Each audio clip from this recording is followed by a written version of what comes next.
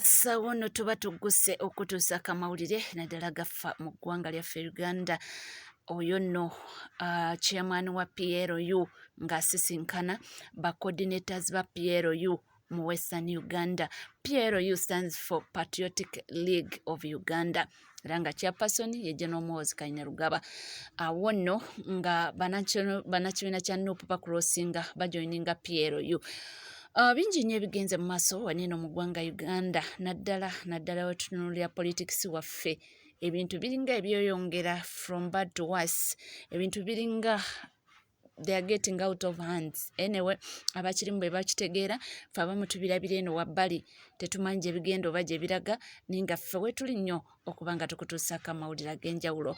Owaaye baani abafunamu mu kulwanangana kuno ye kiina kye tugattako nga ggwanga Uganda nze naawe.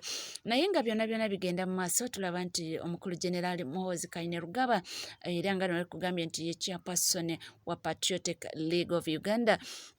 Ye avuddeyo n'agamba nti Patriotic League of Uganda ekwata ku bintu nti ejja kuba nga ayadressinga ebintu bingi naye byayagala okuba nga bateekako sira ekintu kya corruption. Eyo nambeemu agambe corruption bwe tebajja kutoleretinga any corrupt leader okitegeera. Nakwata ku nsonga ya agriculture nagamba nti Bannayuganda tuli balimi, ekyo tulina okukitunuulira nnyo ekintu ky'obulimi. Omulimi afunyeemu atya ate munange akoze atya okwebeesawo. Ate n'ayogera ku kintu kya entertainment otwogera ku entertainment ebintu bingi, tulina sports, tulina music industry, ebyo ebintu ebisatu ebyo yabikonyeeko nnyo era n'abisimbako essiraawo. N'agamba nti byagenda okuba ng'atunuulira nnyo ebintu ebyo naye n'agamba nti ekisinga mu byonna, are you a patriotic Ugandan? Oyagala nnyo ensi yo? Kintu kyasinze okuba nga ateekako essira nti oyagala nnyo ensi yo era oli willing kusacrificinga lwa nsi yo. Nti bw'oba toli patriotic then that means oba toyina oba buli kyokola oba weekolera gwe nga gwe omuntu, oba tokolera Uganda oba tokikola nti olumirirwa nsi yo. Nti olina okuba osooka obeere patriotic then olage nti ojja kubeera omukulembeze omutuufu. Agambye mu tebajja kutoleretinga corrupt leaders. Ekyo kyo akisimbyeko essira nti tebagenda kuba nga batoleretinga any corrupt leaders. Ekyokubiri, tebajja kuba nga batoleretinga abakulembeze abenoonyeza ebyabwe mbu nga bakulembezaamu western interests. Mbaabobo togenda eyo. Mbu tolonda mukulembeze nga buli kimu yeekulembezaamu western interest nti nedda. Olina okuba nga gwe yagala Uganda yo, obeere ne interest mu Uganda yo, olage nti nsobola okuteekawo omukono ne bagutemako lwa Uganda yange.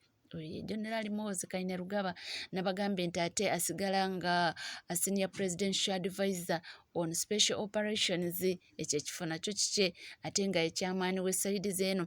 Agambye nti musanyufu nnyo nti eno Patriotic League of Uganda teyina just specific people, nti ekwata buli tribe, ekwata buli kala, ekwata buli kibiina, ekwata buli religion, nti buli omu ye bakwaniriza mu ddiini yo. Oli Musiraamu, oli Mukatoliki, oli born again, oli Anglican, byonna nti bo bakwaniriza. Mbu kyeva olaba era mbu bayaniriza aba National Unity Platform. Mbu beebale kubanga ate bava eri mu bakulembeze abakulembeza western interests. Kitegeera era mbu nga wonna woonajja bo bajja kubanga bakwaniriza so long as oli patriotic, nti olaga mu mutima gwo nti ofiiririra Uganda, nti so long as olaga mu mutima gwo nti oteekawo omukono gwo ne batemako lwa Uganda, nti bo mu PLU bajja kuba bakwaniriza, tebakulinaako buzibu, ng'otuula ojje mukolere wamu.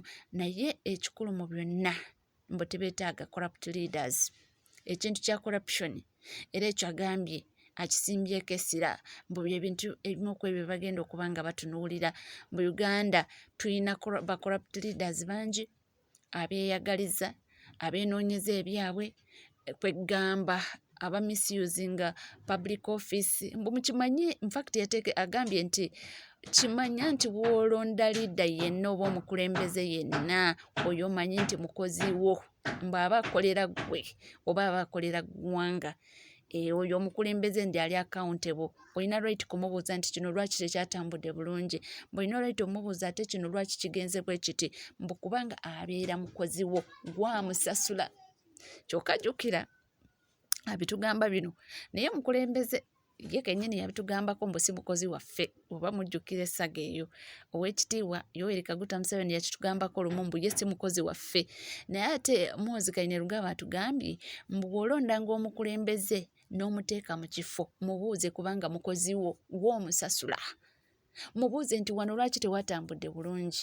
kino lwaki kitambula bwe kiti mbu ayina right y'okunnyonnyola gwe nga munnayuganda gwe wamulonda n'omuteeka mu kifo ekyo awataliiwo ki yes he must account for it akubuulire nti munnange wano na wano tewatambudde bulungi because of abcd ojjukira bw'atyo bwe yatugambye n'olwekyo ne yeebaza media houses zonna ezasobodde kubanga zikavalinga e Masaka gyali juzi infact yavuddeyo nnaku lweggulo nga yeebaza media houses zonna mbu ezasobodde kubanga zikavalinga bagiyise first balaza eri mu Masaka City gye yabadde era gy'adressinze era nayogerako n'abantu ng'ababuulira ebyo byonna nti ekintu kya agriculture kintu kikulu nnyo kubanga Uganda tuli balimi ate Mukama yatublessinga tulina gundi nnyingi Mukama waba asazeewo nti bibale so n'agamba ajja biteekako byonna essira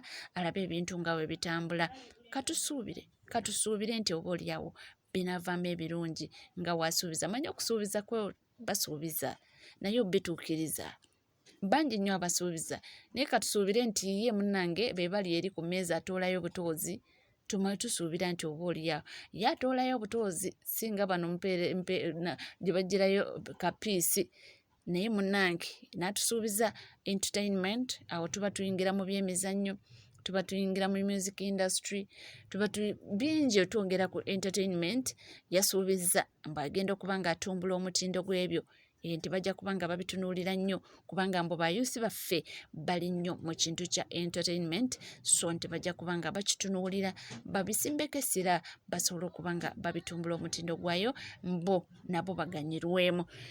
Yes, si ebigambo byange munnange, si bigambo byange, ebigambo bya General Muhoozi Kainerugaba, a Senior Presidential Advisor on Special Operations, era nga ye chairman Patriotic League of Uganda. Tukyali wamu, tukyatambula wamu, sigala naffe, tukyalina amawulire mangi nnyo era tukomawo nago.